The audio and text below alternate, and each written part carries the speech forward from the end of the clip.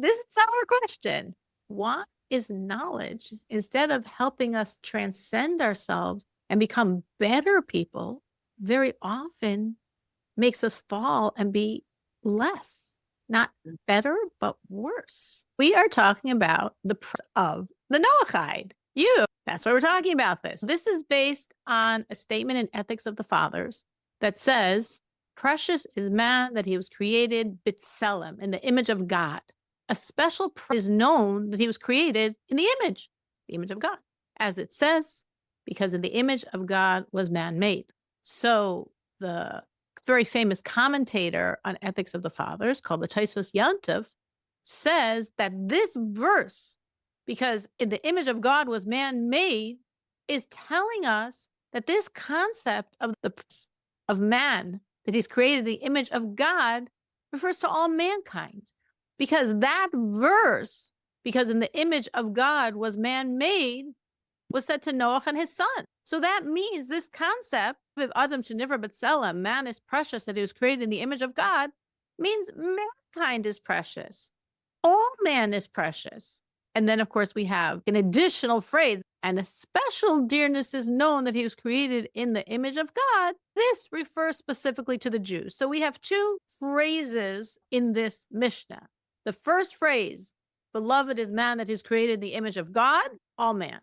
And a special promise is known that he was created in the image of God, specifically referring to the Jews. So when we're looking at this, we would say, okay, so what's the point here? Meaning, this is part of Ethics of the Fathers. This is coming to teach us something.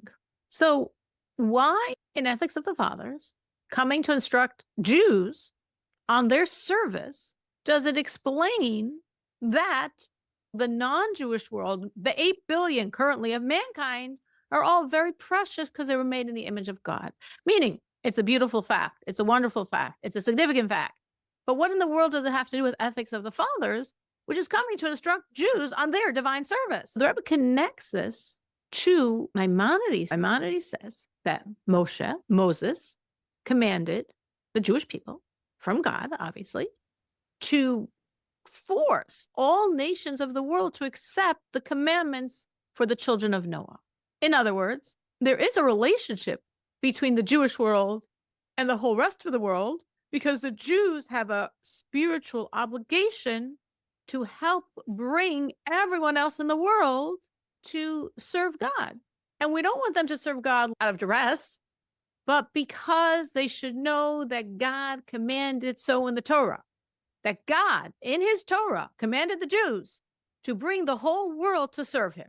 So when we're learning this concept in Ethics of the Fathers, how precious is mankind, the whole world, 8 billion, because man is created in the image of God.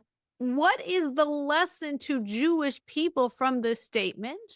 It's really telling the Jew how he should bring the world to serve God.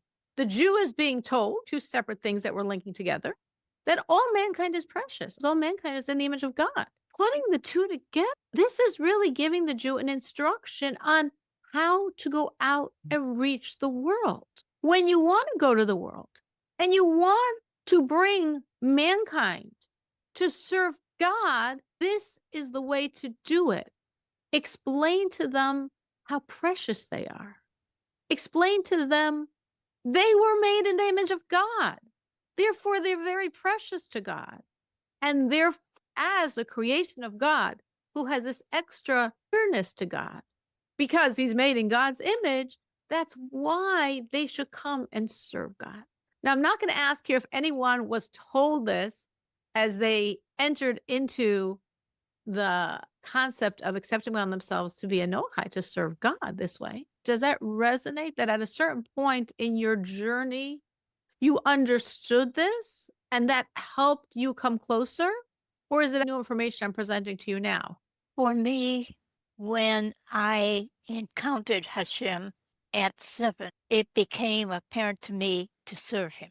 When 7 decided to serve God, did you intuitively understand how precious you were to God? That's what I'm asking. Yes, but it was confirmed about 9 years ago when I came across a rabbi who was explaining the Noahide laws and what they were, because I had not encountered the Noahide laws. You did many years without knowing the Noahide laws, from 7 until 9 years ago. That's a lot of years of serving God while not having that clarity of vision. That's pretty amazing. Anyone else? Robin.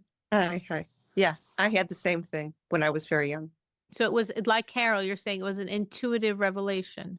Yes. And with that Mhm. revelation, did you have this sense of not only a revelation of God, but understanding and awareness of how precious you were to God? Yes. Yes. Came at the same time. It was like one Yeah. package deal. That's Yeah. beautiful. Now, obviously, Robin, you are blessed that you didn't have to wait as long as Carol had to wait to find out about the Noahide laws, because you obviously found them out much younger. Yes. I thought this was a really significant point, because the Rebbe here is literally stating this like black and white. This is ethics of the fathers. This is a Mishnah. This is an injunction to the Jewish people. And what is the injunction to the Jewish people? To understand the preciousness of the Noahide, to teach them their preciousness. So that's what we're doing right now. To teach them their preciousness, because through that, then they can serve God. They have the ability to serve God. They're so precious to God. The Rebbe explains that when we're looking at this idea, in the image of God was man made, what does this mean? In the image of God was man made. What does this mean? The Rebbe says that every person, Jew and non-Jew, has something called a intellectual soul. Soul here meaning an energy, an intellectual soul. The Jew has a godly soul. The Jew has an animal soul. So the godly and the animal, there's the intellectual soul. The non-Jew has an animal soul. And the non-Jew has this intellectual soul, which is higher than the animal soul, because an animal soul for Jew and non-Jew is going down, is an immersion in pleasures, is an animal. Animals want to eat and mate and sleep and jump in the river and eat some more. That's an animal. Intellect is also a desire for pleasure, but it's a very different type of pleasure. The pleasure of intellect is really to transcend yourself through intellect to go higher. So my animal wants to go lower. My animal wants to indulge in the pleasures of this physical world. My intellectual soul also wants pleasure, but it wants the pleasure of the mind, which the pleasure of the mind is transcending self, transcending limits, and understanding broader than initially you were able to. What we've said so far is that the Noahide and the Jew both have this concept of being created in the image of God. And we've explained that this image of God, this sounds like very vague poetic words, because of course God doesn't have an image and God has no form, and you can't look at him and you can't describe him. God forbid. So when it says image of God, it doesn't mean what we physically look like. No, God forbid. God has no form. God has no image. There's nothing you can see. When the redemption comes, we will see the unseeable God and we'll figure it out then. But God has no image, no physical image. So what are we saying? Does it mean that we're made in the image of God? It means this type of soul energy that's called the intellectual soul. The reason we have to discriminate this way is because a non-Jew doesn't have a godly soul. Jew and non-Jew both have animal souls, different animal souls, but they both have animal souls. Only Jew has godly soul. But yet we're saying this is something that the Jew and the non-Jew both have. Not exactly the same. It looks different in a Jew and a non-Jew, but both a Jew and a non-Jew have this Selem Elokim, this form of God that's the imprint that's making them so dear and precious. So this imprint of God, this form of God, doesn't mean the animal soul, that's pulling us down. And it doesn't mean the godly soul, because the non-Jew doesn't have it. So it means this slice, more spiritual than the animal, though lower than the godly, called the intellectual soul. Now, the reason why there's two phrases here of man is precious and then the extra precious is because it's different. The intellectual soul in the Jew and the non-Jew. And the intellectual soul in the Jew is higher than the intellectual soul in the non-Jew. But they both are in the same, if you will, ballpark of being an intellectual soul. This concept we're bringing out here is that really there is a commonality here with the Jew and the non-Jew. There's a commonality. You both are created in the image of God. You both have this intellectual soul. And again, why does a Jew need to know this? Because when we're looking at our service and we're saying that our service connecting to this image of God, this intellectual soul that we have, and that in a certain level, similarly, the non-Jew has. The commonality, we both have an intellectual soul. The difference, it's a different intellectual soul. So the intellectual soul of a Jew has more sensitivity to God in it. But they both are intellectual souls. Let's understand the whole flow of logic. We said that this is a Mishnah, a statement in Ethics of the Fathers. Beloved is man that is created in the image of God. And this extra belovedness of man is created in the image of God. First expression for all mankind, created in the image of God. We've decoded to mean has this intellectual soul in the image of God. And for the Jew, why do we have a separate stanza for the Jew? Because the Jew's intellectual soul is different than the non-Jews. So they both are dear because they have this image of God, which means this intellectual soul. But the Jew is written separately because his intellectual soul is different. Why do I need to know this? What is the connection to me and my service in understanding the non-Jew possessing this intellectual soul? This somehow relates to my commonality and difference from the non-Jew. I need to know the non-Jew has an intellectual soul. That's the image of God that he's created in. I need to know that I'm similar to the non-Jew because I also have an intellectual soul. But it's a separate phrase because I need to know I'm different than the non-Jew because my intellectual soul is different, is higher, is more spiritual, but is still both an intellectual soul. All of this goes back to this concept that as Maimonides decrees as Jewish law, that when a Jew is coming to a non-Jew to teach them about their laws, to tell them how precious they are, to connect them to serving God, the Jew wants the non-Jew to serve God because that's what God commanded in the Torah. That's what Moses taught us. Moses gave the Jews the Torah, and in the giving the Jews the Torah, Moses told the Jews that God wants them to bring the world to serve him. Why do we have to do it like that? The laws were given to the world by creation. I had 6 out of the 7. And then Noah got the 7th, not to eat the meat of an animal that's still alive. So why am I trying to bring people to serve God because God said so by the giving of the Torah? Why isn't it equal, the same, irrelevant?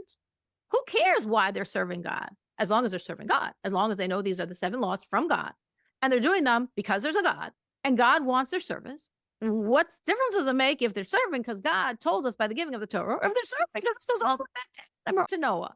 Carol. I knew growing up that in prayer, I could reach God and we had a conversation, and we still do. And is this what you're talking about? Not specifically, but what you're saying is true. Okay. You can reach God. You can have a conversation. Every human being is supposed to pray regularly, ideally daily, to God. And when you talk to God, God listens and God responds. So that is 100% true. Carol, why you're connecting it is because that makes sense because you're so precious to God. And you're so precious to God because you're made in his image.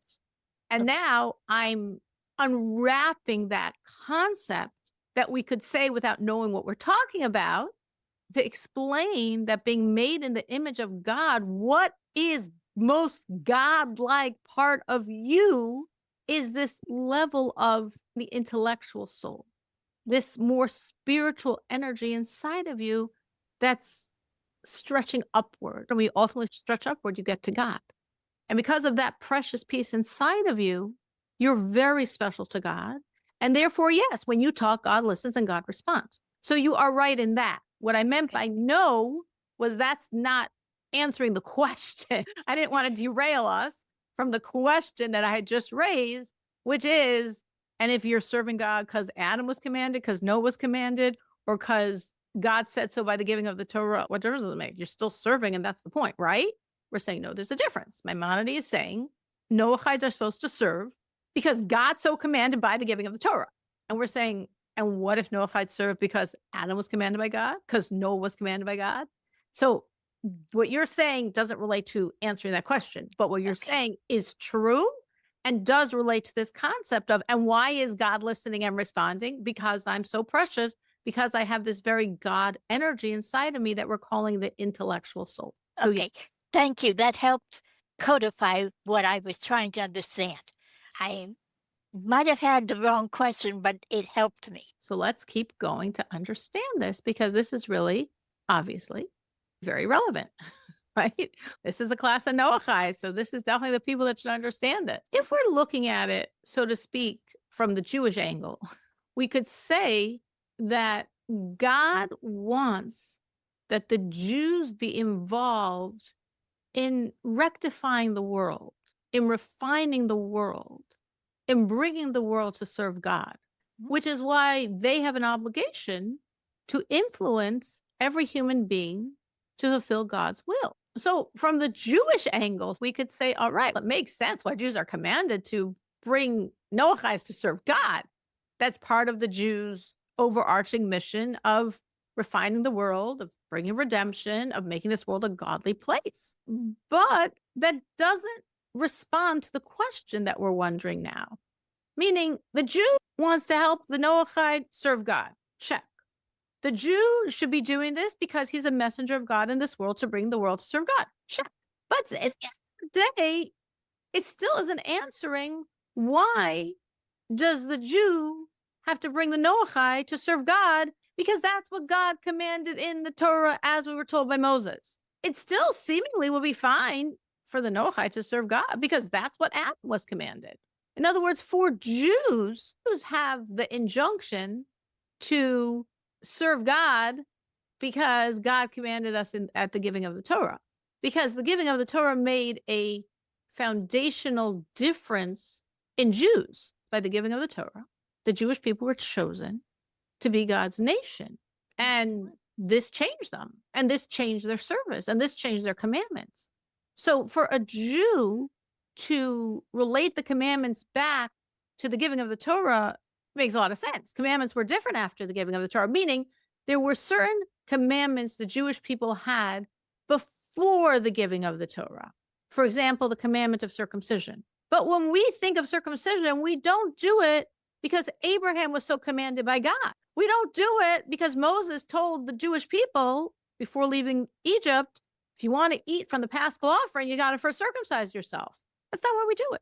We do it because God commanded so in his Torah. Because once we became God's people through the giving of the Torah, everything changed. Our relationship to God changed. Our commandments changed. So the commandments prior to the giving of the Torah were not like the commandments from the giving of the Torah. So it makes a lot of sense for Jewish people to link all their commandments back, not to the historical imperative, not to Abraham circumcising himself or the Jews circumcising themselves in Egypt. No, that's not relevant. I'm a Jew. I was chosen by God by the giving of the Torah. And therefore I have the ability to bring God in this world. And therefore, when I do a commandment, it takes the physical and makes it spiritual. And that was only possible since the giving of the Torah. That's why I serve God, because of the giving of the Torah. That all makes sense. But what does that have to do with the Noah? Is it different since the giving of the Torah? Did he change by the giving of the Torah? Did his commandments change by the giving of the Torah? Because if he's no different, and if his commandments are no different, then serve because of Adam, serve because of Noah. Why do you have to serve because of the giving of the Torah? The Jews have to serve because of the giving of the Torah because we're different, the world is different, and the commandments are different since the giving of the Torah. Does that have any relationship to the Noah? To understand this, we're going to go deeper. Before going deeper, anyone have any questions? I do have one. Yes. If it is true what you said, that Jews are commanded to, why, when I was trying to learn and reach out to the Jews, was I refused hundreds of times? For two reasons why. One reason is because Jews are told to reject a convert many times. Because unlike any other man-made religion, God's religion says we're not looking for converts. every human being can serve God as they are. There's no reason for any human being to convert. And actually, converts are sometimes dangerous for the Jewish people. Not that we don't accept converts, we do, but we first see if they're for real by rejecting them 3 times. So that they know. What many religious Jews have forgotten is that the Jew, from the giving of the Torah, just as we were commanded 613 biblical commandments on ourselves, we were also commanded to help every human being serve God. Why did religious Jews forget that? They remember all the other laws. There's a lot of laws. Why did they forget that one? Because historically, it was something we weren't able to fulfill from the beginning of time until very recent times. In the beginning, the first 40 years of our existence as a nation, we were in the desert, and any nation, any encountering with us, it was aggressive. And then when we were in Israel for the first 1,000 some years before the destruction of the temple, again, any nation that had anything to do with us was aggressive. Then we were exiled for 70 years. Then we came back for another 420 some years. And again, the nations that had to do us were conquering us and abusing us. And then after the destruction of the second temple, when we're out of Israel and in the world, it was very dangerous and forbidden for Jews to speak religion to the people, both in the Catholic Christian world and in the Islamic world. There were many laws prohibiting a Jew to talk religion to another person, a member of the native faith. It was very dangerous for the Jewish people to talk, and therefore they didn't. They're not going to go over to any of their non-Jewish neighbors and start talking about religion. Not that they're trying to convert them, talking about being Noahide, talking about serving God and keeping the 7 laws. No way. The ruling authorities are not going to make this discrimination. Oh, you weren't trying to get them to be Jewish. You're getting them to be good non-Jews. No, that's all part of the Jewish religion. Off with your head. Even when non-Jews sincerely wanted to convert during these thousands of years, it was very terrifying for the Jewish people in that area. And very often they would beg them, please go somewhere else and do it. Go somewhere else where nobody's going to know you, no one's never trace it back, and no Jew will get harmed by it. Because if the non-Jews find out that someone converted to become a Jew, they would kill him, and they would kill any Jew or as many Jews as they can connect to that act. So we are the fallout of all of that history of some 1900 years since the destruction of the Second Temple, where it wasn't safe to talk about religion to anyone. It was very dangerous in a very practical way. The Lubavitcher Rebbe in the early 80s raised this issue and said, guess what, guys? Now it's safe. The world is safe. You can do it. This is a command. And as a command, we have to do it. And the fact that we didn't do it until now was because it was too dangerous to do. But now it's not dangerous. Now you could talk and no one's going to get in trouble. And since the early 80s, the Lubavitcher Rebbe has been encouraging his followers to reach out to the world and connect them to serving God through the Noahide laws. I believe because of that, there's been a spiritual ripple effect. And therefore, I think also in non-Chabad Lubavitch circles, there are that are more and more opening up and aware of this concept. Because I think spiritually, channels opened up, so it's spreading in the world. And definitely within the Lubavitch Chabad worldwide network, it's very known because the Lubavitcher Rebbe, since the early 80s, was really pushing this. And as I understand it, very much connecting it to redemption and very much saying that the world recognizing God, this brings redemption. And who's the world? The non-Jews. They're the world. So it's really part of the redemptive process that the non-Jewish world becomes Noahides and accepts God. And that's ushering in when the entire world will accept God. That's why I believe every time you tried, you were rebuffed by the Jews you spoke to. Because unless it was after the 80s and you were speaking to someone Chabad, they probably didn't know, which sounds strange. If they were a rabbi, they would know, but it was such theoretical, abstract knowledge, they didn't relate to it in a practical way when they're talking to you. They should have. They were wrong, but that's why. They just didn't realize. But hopefully now it's different. And you're saying 9 years ago you found the truth, so I guess that shows it is different. Yeah, because I was trying in the 40s, 50s, 60s. By the time the 70s came, I had quit trying. I was following God the best I knew. I was reading Torah, and that was it, because that's all I had. So that was the timing. So if you had been asking in the mid-80s, and if you had fortuitously asked someone from Chabad, they would have been so happy to teach you. But this was the plot of God that this is when it happened. So for some of you who your journey was very short and you like, wow, you thought about it. And within a month, you found out, just think, it could take 80 years. And how blessed you are that it was so much shorter a journey. Sabra? Oh, I was just thinking it's always Hashem's timing. Yes. We each have a different journey, and ours is not really to question, it's to trust. Yes. That's very beautiful and very true. I like that. Not to question, to trust. Timing is so precise. Timing is everything. And we could sometimes be like, I wanted it yesterday. I wanted it a bunch of yesterdays. And God says, trust me. I do everything in the perfect time. Sometimes I want you to want till it happens, and there's a reason. It becomes even deeper, it becomes even more impactful. There's a reason why it's happening exactly now. You're so right, Sarah. So getting us back on track, we were saying that we understand for a Jew why we have to connect back to the commandments by the giving of the Torah. But what does this have to do with a non-Jew? Is a non-Jew different? Are his commandments different because of the giving of the Torah? And we said to understand this, we want to make a deeper dive in understanding this idea of this intellectual soul. Intellectual soul means the faculty, the power through which you assimilate information you learn about the physical world around you, God's natural world. So when the Jew is using his intellectual soul, and he's learning, he's not learning God, then he'd be using his godly soul's intellect. This is like the upper fringes of the animal or lowest part of the godly is something in between. So he's using his intellectual soul to learn math and science and astronomy and chemistry and all about the world. But the intellectual soul of a Jew has a sense of spirituality, has a sense of refinement. So even though it's a intellectual soul, meaning it's natural, it's not per se God's soul, it's natural world soul, but it connects to spirituality. It naturally clings to godliness and spirituality, which is not so the intellectual soul of the Noahide, of the non-Jew. The intellectual soul of the non-Jew is a much more physical understanding. And when the Noahide, when the non-Jew is learning sciences of the world, astronomy and geometry and chemistry and physics, this actually could bring the person to ego, and even worse than ego, to a real aggrandizement of self. And that seems strange because the idea of intellect is to clarify the truth of something.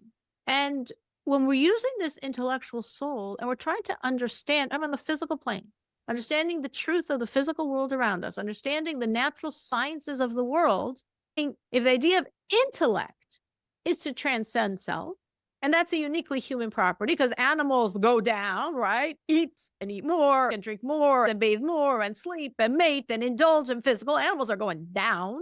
That's their point of pleasure.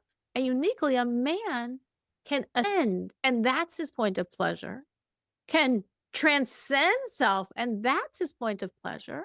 So if I'm using the intellectual soul, which should be bringing me high, why is it doing the opposite? It lowers me to ego, aggrandizement, feeling pride, thinking I'm better than other people who don't know, and I'm superior because I know. Have you seen in your world that the more people know and have knowledge, that this knowledge could lead to ego and a sense of superiority and feeling they're better than other people that don't have this knowledge? Oh, yeah. Carol's like, absolutely. Anyone else has seen that? Yes. Yes. Robin says yes. Anyone else? Yes. Yes. Erin says yes too. And Sabra's nodding her head. I get to see her face. Of course we've seen this. It's the most normal phenomena that when someone is smart, they have a brain and they're investing their brain in knowledge, which is a good thing to do. But then this bad thing comes from it because they have ego. They're smarter, they're more superior, they understand, you don't, you're so simple, they're wise and knowledgeable. And it's such a weird thing, the Rebbe says, because knowledge is what differentiates us from the animals. And the animals go down, and man through knowledge goes up. So if we're going up through knowledge, why does knowledge lead to ego, which is putting us down? In other words, We could say, obviously, it happens. We all know it happens. Now, of course, you might say, no, I know someone and they have a lot of knowledge and they're very humble. I accept that. Those are exceptions. The rule is the smarter, intellectual people that are knowledgeable have big egos. And they're saying that's really weird. Because if the whole purpose of knowledge is to raise us higher than ourselves, ego's getting lower. So why is knowledge, instead of leading us up, it's leading us down? And we are out of time. So this is going to be a cliffhanger. So we all have a reason to come back next week. This is our question. Why is knowledge, instead of helping us transcend ourselves and become better people, very often makes us fall and be less, not better, but worse? That's the question. And this question is going to help us understand the intellectual soul of the Noahide, which is going to help us understand why when a Noahide connects and serves God, it's because of the giving of the Torah, not going back to Adam or Noah, though those are historical truths.